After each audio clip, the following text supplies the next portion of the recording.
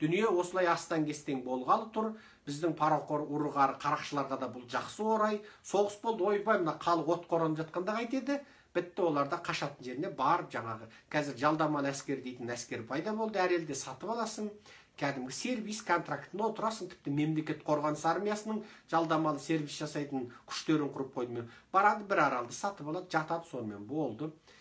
30 күнде 30 тоқал, 30 қатын алып, ауыстырып, рақаттадып, телевизордан көріп, қарқ көріп, ал енді пикетке шық, ал енді митингіде, ал енді жаңағы баяғыда бізді өстіп миымызды ашып соғысып жатыңдар қазақтар деп тырық көріп, біздің ұры-қары қарақшы, тіпті анау облыс әкімінен аудан әкіміне дейін бәрі сол шетелге тығатын ақшасын тығып, алатын үйін алып, яхтасын алып, ракетасына дейін, керектесін ұшақ зымырандарына дейін алып болып, жаңағы жалдамалы әскерін беріп, Тынық мұхит пен Атлант мұхит па жоқ, Еуропада аралдарында тоқалдарын құшақтап жатқанда қарапайым халық сен жаңа қалаулайлем деп 30 жыл бойы аңыраған әншілер мен күйшілерге алданып, сол байдан типті, ойбай байға ажырапты, байынан ажырасыпты, тағы байға типті деп, өңкей өсек тыңдап, ана молдалардың миымызды аштатын қалал өсегін тыңдап, жаңағы ашамайды битіп жуасың, саусақты битіп қозғайсың, анау пәленше кәпір түгенше тозаққа анау адасқан,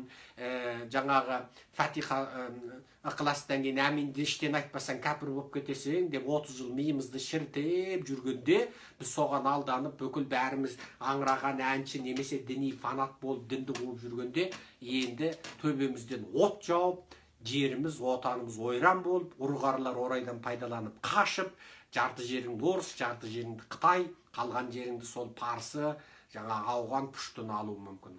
Ауған деген халық өзі парсы. Олар мына тәжікпен тіл аудармасыз табысады. Ол мына Иранмен аудармашысыз табысады. Олар ешқашан уақап емес. Мына біреулер айтады, ойбай тәліптер уақап дейді. Мына діни сауатты көтеріңіздер. Уақабизм, сәләфизм мен ауғанның қатысы жоқ. Олар кәдімгі Орта Азияның сүнниттер. Мына біздің молдалар айтқандай, мына кіндіктің үстіне не кіндіктен төмен қойып оқитындар, мына кеудесіне битіп емес, бұлай оқитындар. Ал енді сол ойбай деп 30 жыл уақабистерді, сәләпиттерді жауғып, біздегі мұсылмандар анау деп бір-бірін қалал өсек айтып, сол қалал өсекпен халықтың миын аштып, мына өмірден әділеттік таба алмаған, шындық таба алмаған, не жұмыс жоқ халық әбден қайтты, содан діни фанатизмге бет бұрып кетті. Анау ана сектаға кіріп кетті, мына сектаға кіріп кетті. Мешітке барсаң, молдалар қалал өсек айтып, миыңды аштады, жаңа тоқал алу туралы әңгіме айтады. Анау о дүниеде беретін Құдайдың қор қыздарының санын санап, жындығып жіберді ғой, бізді. Миымызды әбден улады. Біз не байпақ, не дамбал өндіретін өндірісіміз жоқ. Бізді өстіп құртып болды. Енді ұрығарлар халықты отқа орайтты. Ал енді қазақтар, өзбектер, қырғыздар, тәжіктер соғысыңдар, қырылыңдар дейді, өздері қашып кетеді. Сонымен біз отырып төбелескеннің көкесі сонда болады. Соғыстың көкесі сонда болады. Ал ұйықта қалқым, ал ән айтыңдар, ал ақын айтыстарыңды тыңдаңдар. Енді ауғандар кесе Бекболатқа қарғатамыз ба ауғандарды?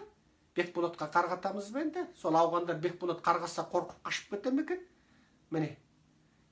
Бітті енді, ана ақындарды жібереміз ба? 30 жылы құрметті елбасы деп қат жазатын, құрметті, аса құрметті елбасы, аса құрметті президент деп қат жазатын біздің интеллигенциялылар жаңағы.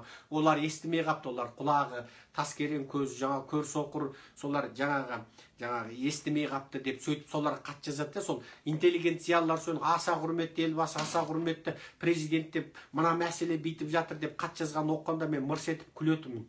Ол енді былай енді, аса құрметті қасқырлар бүгіннен бастап қой жеуді доғарыңыздар, аса құрметті көртұшқандар бүгіннен бастап мына дәнді дақылдарды індеріңе тасығанды доғарыңдар деген сияқты әңгімеде көртұшқан бидай мен жүгеріні ұрдап тасып ініне тыққанды қоймайды.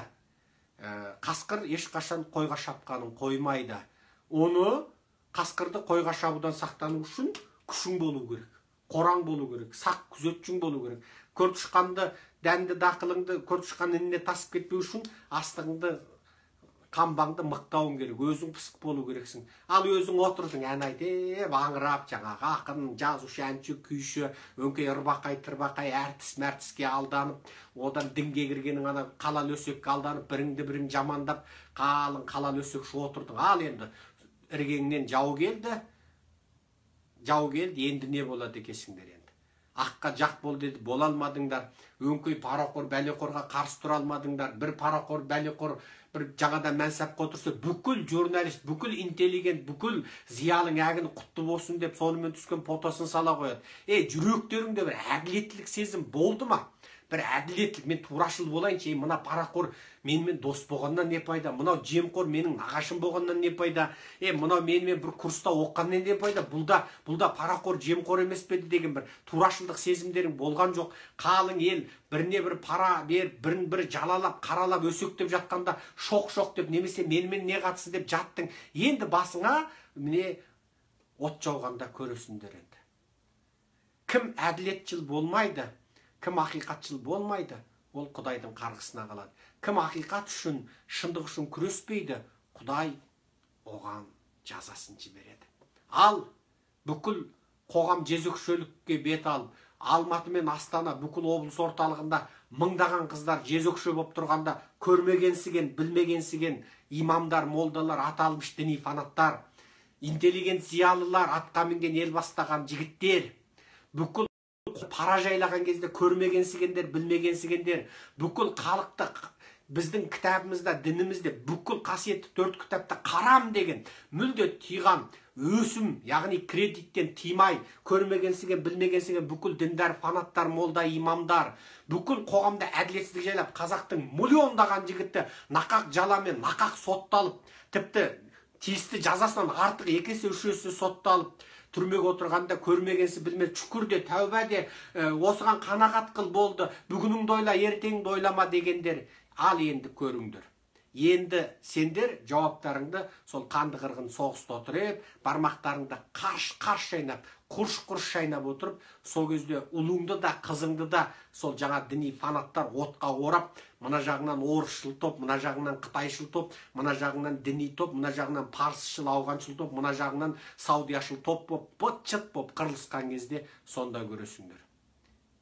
Бұның барлығы жоспар болуы мүмкін. Бұның барлығы себеп халық қазір оянды Орта Азияда. Қытайдан алған қарыздың есебін бер деді. Халық оянды, Қытайға жер сатпаймыз деді. Енді қайту керек? Жаңағы баяғы ауылда бір әзіл бар екен. Арақты көп қалды, әке қайтеміз деп айтады дейді. Жаңа той болған ғой ауылда, жоқшылық заманда Қытайда болған әңгіме ғой. Ол заманда енді той арақсыз өтпейді ғой. Бітті арақ бітіп қалса, елдер арақ әкелсекші, бір дұрыстап ішпеді ғой. Арақ дегенің енді табылмайды ол заманда. Атпен барып жаңағы көлік жалдап барып, бәленбай соғым беріп жүріп, жаңа 1-2 шише арақ алып келетін заман.